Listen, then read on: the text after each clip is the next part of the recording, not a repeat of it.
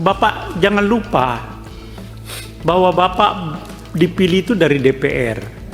Jangan kembali menghantam DPR, Pak. Ini kan setelah duduk lupa, saya ini berasal dari DPR. Anggota Dewan ke calon Hakim MK, Bapak dipilih dari DPR, jangan hantam DPR. Anggota Komisi 3 DPR RI Safarudin berpesan kepada calon Hakim Mahkamah Konstitusi, MK, Innocentius Samsul agar tidak menghantam DPR setelah menjabat sebagai Hakim MK kelak. Safarudin mengatakan, seorang Hakim MK yang berasal dari jalur DPR semestinya tidak sampai membuat keputusan yang justru bertentangan dengan lembaga legislatif. Maksud saya Bapak punya keyakinan kuat, keteguhan, betul-betul bukan membela sembarangan di DPR, tapi kan Bapak jangan lupa bahwa Bapak dipilih itu dari DPR. Jangan kembali menghantam DPR, Pak.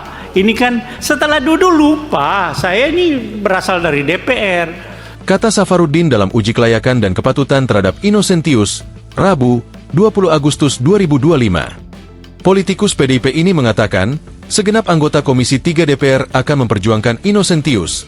Tetapi ia kembali menekankan bahwa Innocentius harus mengingat asal-usul dirinya dapat menjadi MK. Nah, oleh karena itu, maksud saya, Bapak sebagai kita pilih dari DPR,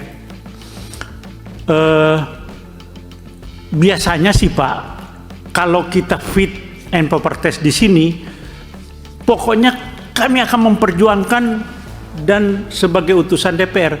Tapi setelah sampai di sana, lupa Pak bahwa Bapak itu dipilih dari DPR.